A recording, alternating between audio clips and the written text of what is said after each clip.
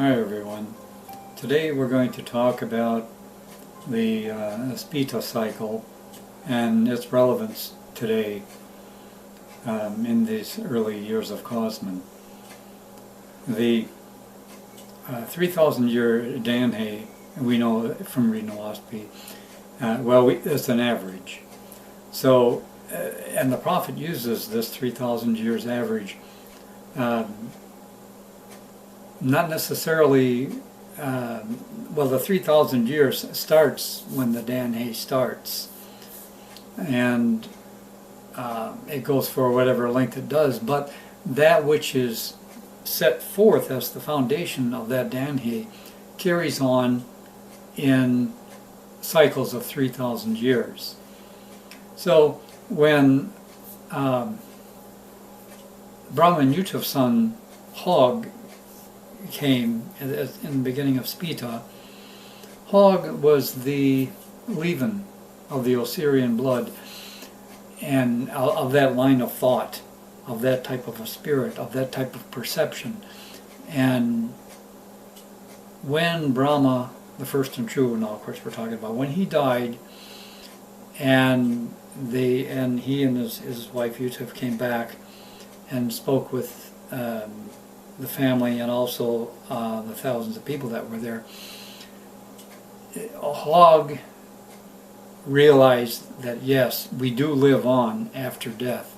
There is a spirit, but he didn't recognize he didn't understand the great spirit. He didn't understand the creator. Brahma said, well, don't worry, it'll come in time. But that opened the door, you see. Hog's realization, it opened a portal, because these templates are in the ethi. These paths, I should say, that have been opened and trod upon, are open in the ethi of man, and man can then go through this portal, through this door that was opened by Hog to go from the non-believer to a believer. Well, that was the sort of start of that, and people at the beginning of Speta, they attempted to understand the what it meant, what does spirit mean, but for the most part, it was for the upper grade people, we could say, or the more intelligent people, is what I mean by that. The more intelligent people, but those who were slower at understanding what was going on, it was too much for them. It was easy for them to stick with what they had been taught in the past, which in the Zarathustrian cycle was strict black and white. You're either all 100% Zarathustrian or you were Thanramaenius. You're either a Zarathustrian or you weren't. And that was the dichotomy. Well, with Speta, the gray area got introduced. The median between the two, the mean between the two. And so man had to learn, well, what does this mean? If I can't reach the all highest, at least I can reach here, and I can attain to this. And that was what we know from the Anubi rites. Man was given the Anubi rites. He was the midway between the world's people, or that is to say the king's people, and the faithists, or the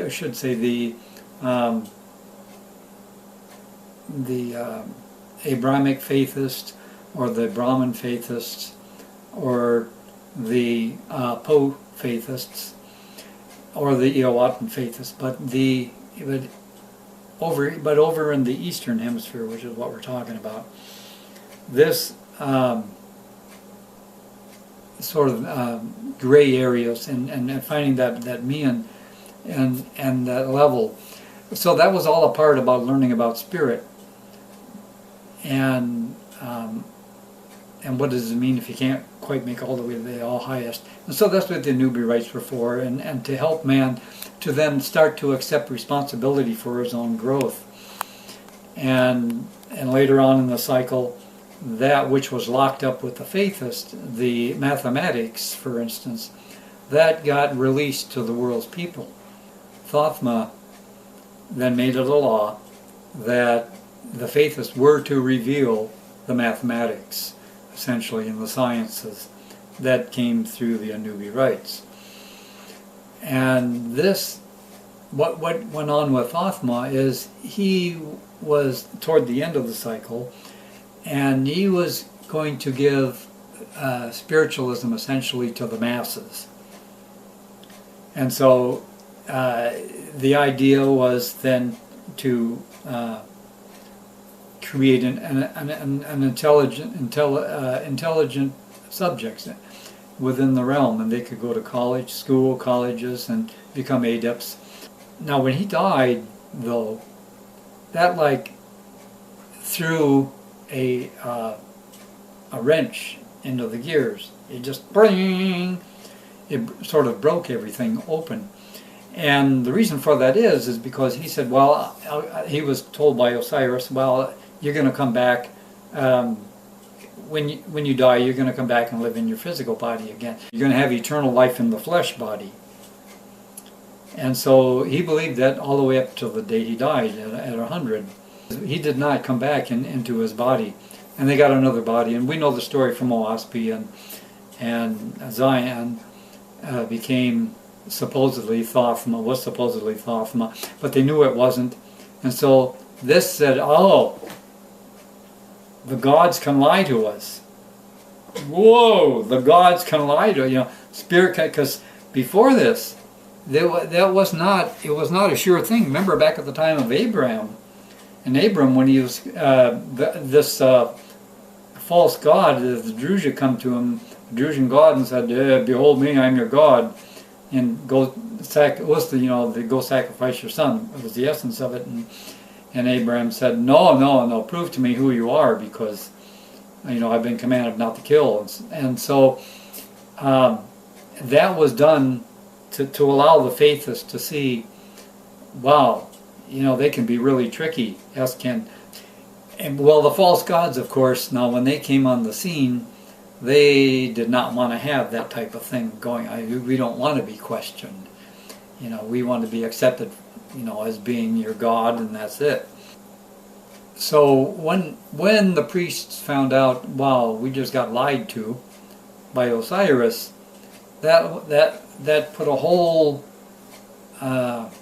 new world opened up, because it meant then almost like a free-for-all, because what's going to come? If we can't trust in heaven, what do we trust in? And but what they did is they basically then turned it into a cult, because they sort of kept the lie going to an extent, and it became a burial thing. That you bury the bodies and embalm them, and they're going to come back to life in the physical body. Well, now what does that have to do now then with our time? Well, what that has to do with our time is that the belief in a physical afterlife did not die with Thothma, or excuse me, with the Egyptians. It basically spread out with the Hamites. A lot of Egyptians went forth at the time of Moses. It wasn't just Moses and the hangers-on who went forth. It was, as we read in Oahspe, but the Egyptians themselves, and they went forth because they thought, hey, anything's got to be better than living here amongst all these plagues. And so they took off for the northern regions, to the frontier regions, and to the west, for the most part. And they went east and other places too. Well, this is part of the Hamitic charge that was given to Ham by the gods way back when, that they were to go forth and redeem the barbarian world, whereas the other ones were supposed to stay in their own regions, the faithists in China and the faithists in India, and they would uplift those who came in and tried to conquer them. They would essentially become Vinduan, or they would become Chinese. And but the faithists of Ham were different. They were to go out, and so they did. Well, they carried that belief with them about the afterlife, and so this carried on even into Christianity. And the Christians believed that you would come back to life in your physical body. And so when did this change? Well, this change, amazingly enough, happened around basically proportionate-wise about the same time that Othma occurred during Speta. That occurred during the bond cycle when that change occurred. And that change occurred essentially with the Protestant Revolution. So you're saying that Othma came around 400 years before the end of the bond cycle? How many years before the end of the bond cycle? The 1950. Well, right. Well, it wouldn't actually be. It was about 400 years before. Yeah. Well, when I say proportionally, I guess what I'm referring to is during that rise toward the light before the start of the Danhe. Yeah, but you go back 400 years before the dawn of Kosmon. You got the time around when the Protestants did rise. So you have. Well, that whole thing, Hyaponatissa, came around 1449 or so, and they had a lot of Lewis with them, and they raised up a lot of different workers for different things. And then in 1492, Columbus sailed the ocean blue and all that, and opened up the world to start becoming a one world. That was the start of that, becoming a one world. And a part of this movement towards Jehovah's kingdom was the breakup of Christianity itself, and the Protestant Revolution in the 1500s was a part of this. Now, but amazingly, it wasn't the Protestants who actually started the shift away from the belief of coming and living in a corporeal body. And so what I'd like to do is I have a history book. I'd like to read just a little bit of it here. This is Jacques Barzone. Can we just say that belief in the corporeal body was the judgment day, where they believed that Christ would come back, right, and everyone would be judged. The bodies would rise out of the graves, and they would all judge, and the good would be live in the millennium with Jesus Christ for 1,000 years. This was their version of coming back to life in the physical form. Right. Yeah, precisely. And so I'd just like to read a little bit, and this is from Dawn to Decadence, 2000, came out around 2000 by Jacques Barzone. Okay, this is found on page 25.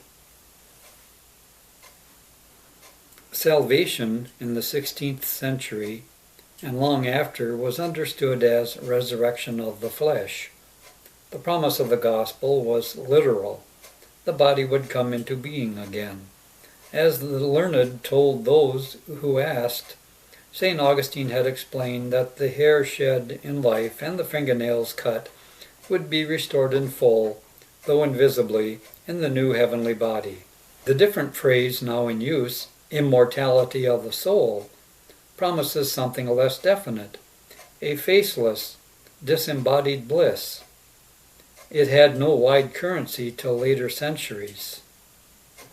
As a Catholic dogma, it dates only from 1513, and it was not then addressed to the people, but to the learned. So that's basically, that was the start then of the change of perception. Now, not everybody, of course, bought into it, but there's an interesting note that he gave, a quote here from John Selden, circa 1650. The Turks tell their people of a heaven where there is a sensible pleasure, but of a hell where they shall suffer they don't know what. The Christians quite invert this order. They tell us of a hell where we shall feel sensible pain, but of a heaven where we shall enjoy we can't tell what. Sort of a little change there that I wanted to bring up to point out that the influence of Speta is still with us, even though we've gone through the bond cycle And what this means is, I talked about the 3,000 year cycles, and so 3,000 years after the start of Speta, well, Speta cycle was only 2,400 years, and yet what they started essentially would endure 3,000 years, and then another 3,000 years. And the reason for this is during the cycle, the things that are taught up in Atmospheria generally don't manifest amongst the masses in any great fullness. In other words, in a way where they will self-sustain it until the following Danhe. Well, the following Danhe after Speta was, of course, Bon. Now, Bon was 3,400 years. Well, 3,400 plus 2,400 makes 5,800 years. Now, and looking at this in terms of prophecy, every 3,000 years, 3,000 years from Speta plus 3,000 years from Bon makes 6,000 years. 3,000 years through the S part of it, and essentially, and 3,000 years through the corporeal part. So, since it was only 5,800 years from the start of Kosmon back to the start of Speta, that means for 200 years into Kosmon, man is still under the influence of the Speta cycle, corporeal man. And basically he's fulfilling the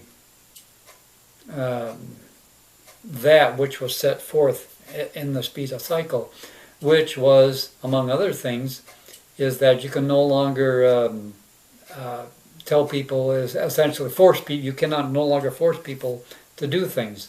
You have to convince them otherwise through persuasion, incentive, or whatever. But you couldn't, forcing was out.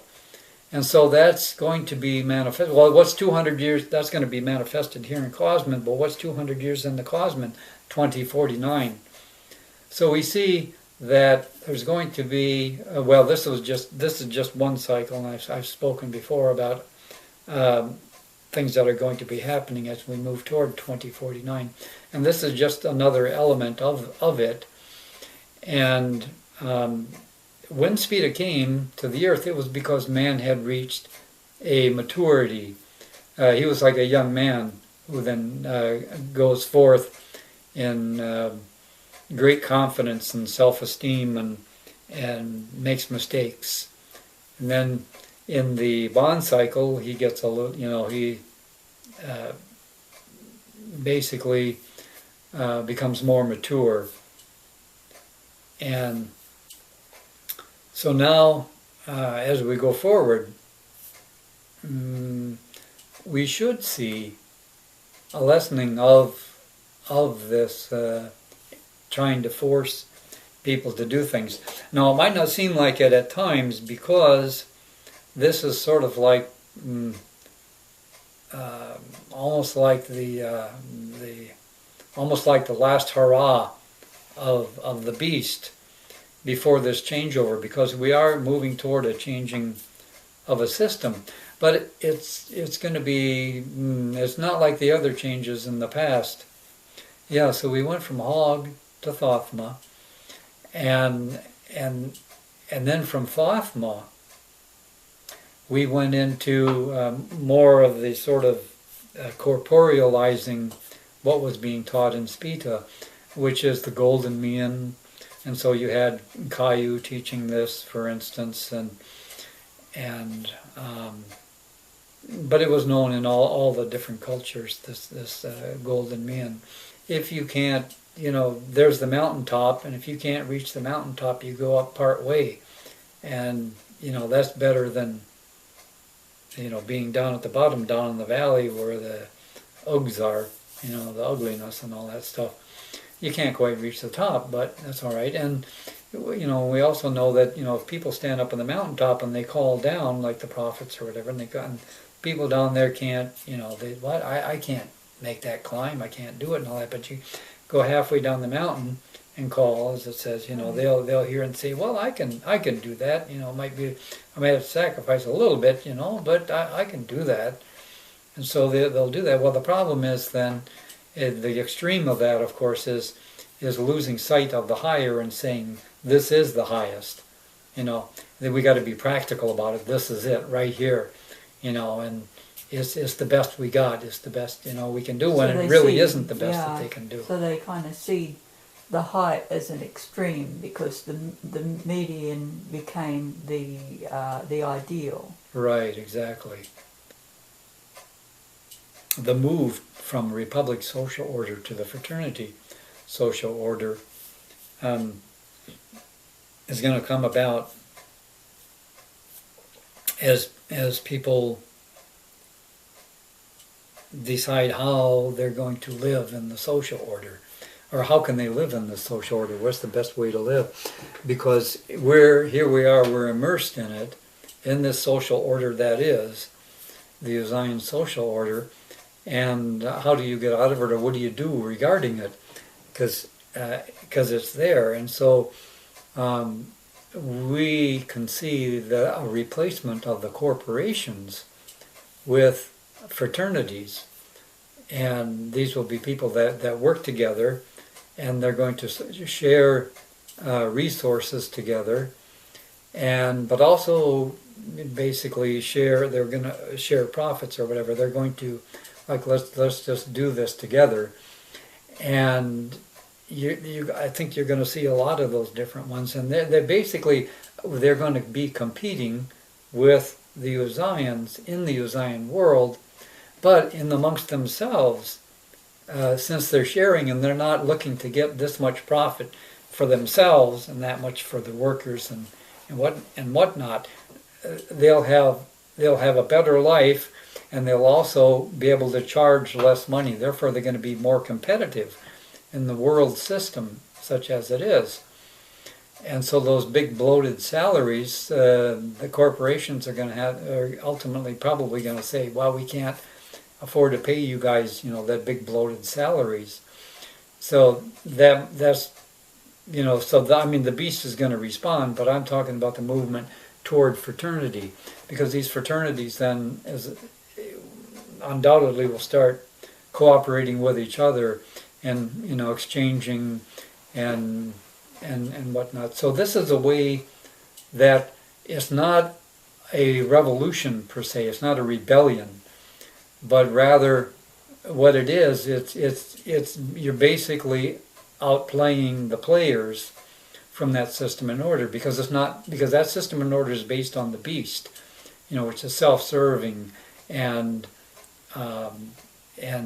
the first resurrection, and whereas the fraternities are more towards the practice of the second resurrection. You're talking about the bond cycle and the Speta cycle. So when you add them up, you got 3,000 years and 3,000, because you're looking at keeping that average going. And so you've still got that 200 years to go before the Speta cycle is finished, in terms of the mortals being able to incorporate lessons. And so we've still got to 2049. Now, as you say, in the Speta cycle, the Medians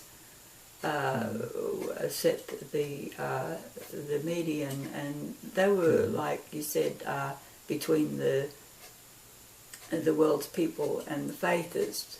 Right. But they basically lived among the world's people. They traded with them. Yes. And they had schools which some of the people could attend.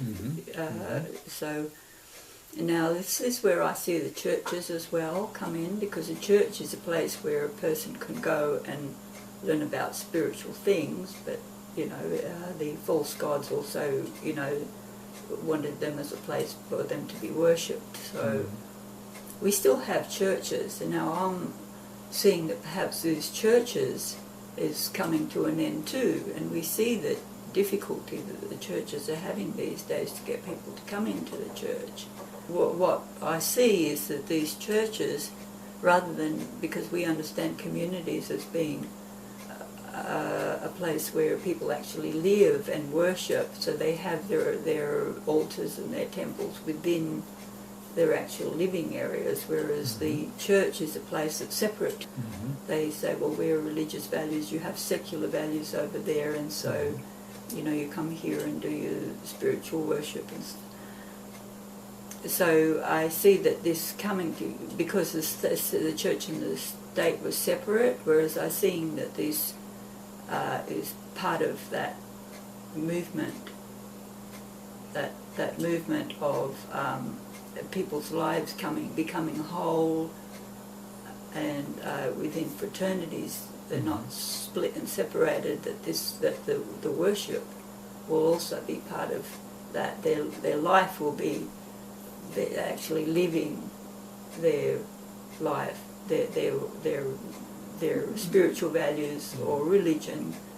Now I do know that we're looking at the cycles that Well, by 2100, essentially the four religions, the four bodies of the four religions of the beast, essentially will be done with virtually empty myths of the past, or sort of. well, what we're seeing, I see, is that people are asking the churches to take responsibility for the community in which they are, and they have actually separated themselves from the communities. Well, I'm glad that you talked about the church, because interestingly, on the very next page, our author says this about churches: so much for ideology. The revolution also changed other parts of cultural reality. The Protestant church, the building itself, was no longer the town hall for public business, the banquet hall on feast days, and the theater for moral dramas. Nor were any burlesques put on there, nor feast of fools run by a lord of misrule, for the annual Saturnalia that afforded a relaxation of discipline. If newly built, the Protestant meeting house could not serve, like the cathedrals, as a refuge for women and children in wartime, and certainly not as a sanctuary for criminals. Its central and civic role was gone. So here we see an example, here we see the example of history, where the separation, more or less, of the community functions were separated from the religion or the spiritual aspect of life. Yeah, I can see that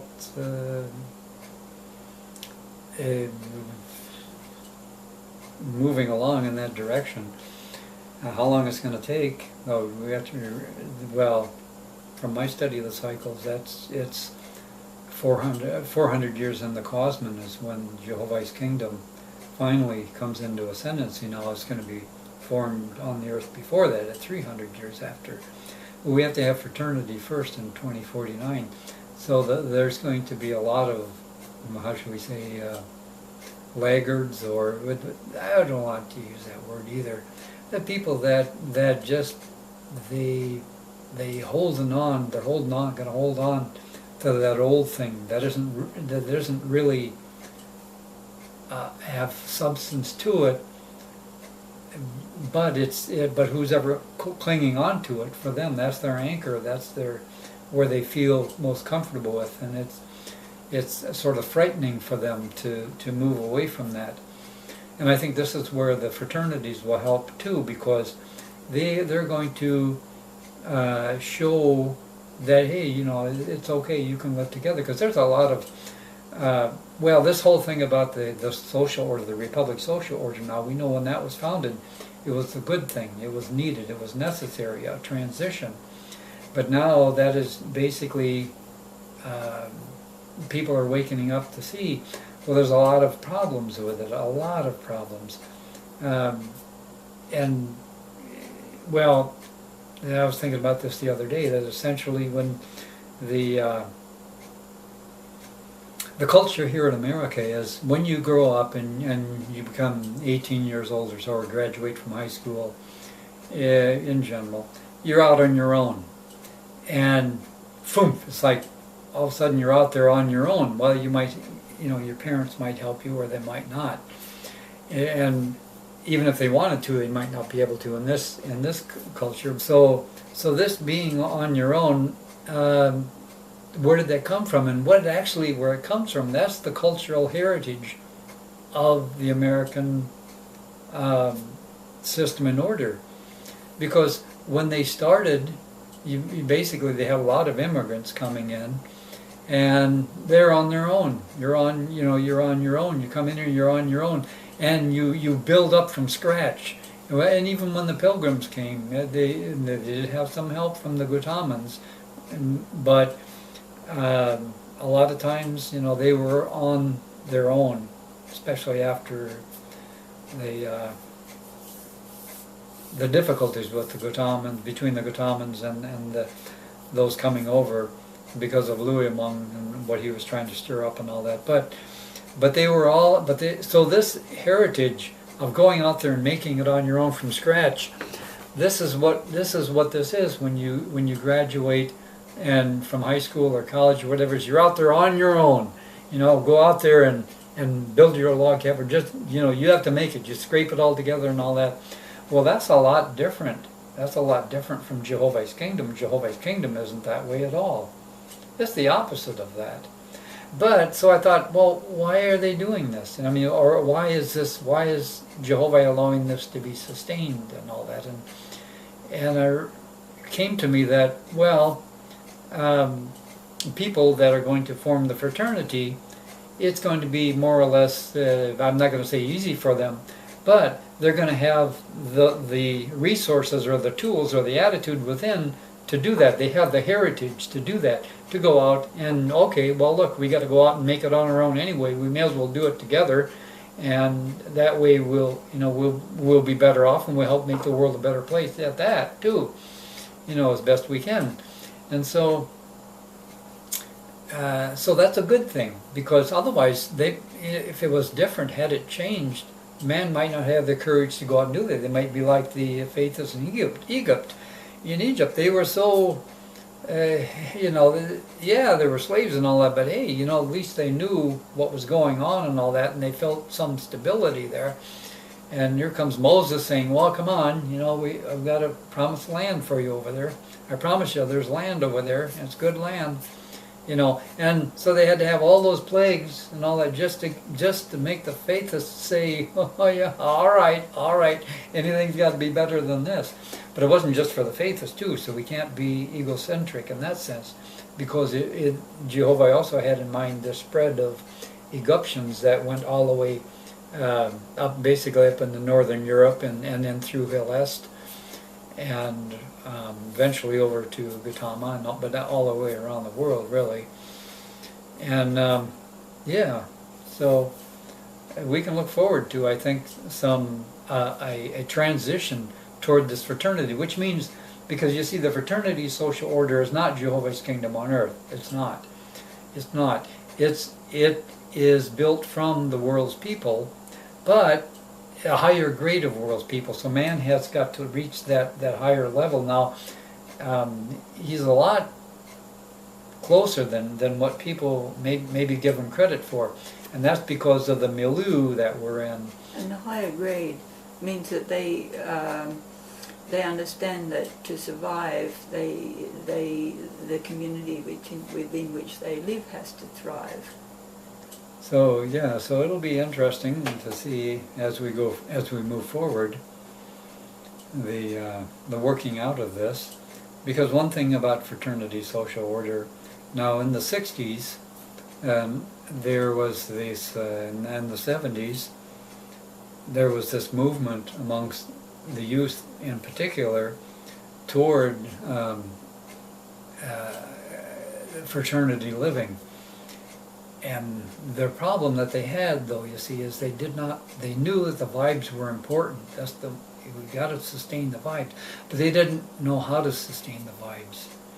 And this is a part of the diet. The diet had a lot to do with that.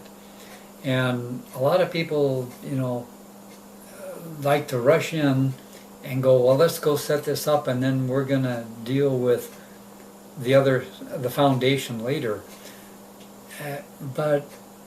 And that can be done, and some people have done that, but then it goes off skew, and then problems arise, and it doesn't endure especially well, if at all. This going forth, how to sustain the body. Well, that's the vegan diet. That's the most important thing, because you look at the root of a lot of these problems, and it comes down to the diet. And now the diet's only a part of it, and as I was going to mention earlier, that the milieu that we're in has a big effect on us, because when we come into a region of light, which is going to be happening soon, things are going to change. People will start blossoming out and sort of expanding out like trees, like branches from a tree. And so we can expect to see this. And this is why I said there's a lot of people that's just sort of under the surface a bit. But how do you go forward? You see, what's the way forward? They don't see another way forward. They don't see the way out, and the fraternities become then the exemplar for them. And they can see that, they begin to see in time, wow, this is a better way of living than what we have here. So, yeah, well, it's a wonderful world, that's for sure. It's a wonderful time to be alive.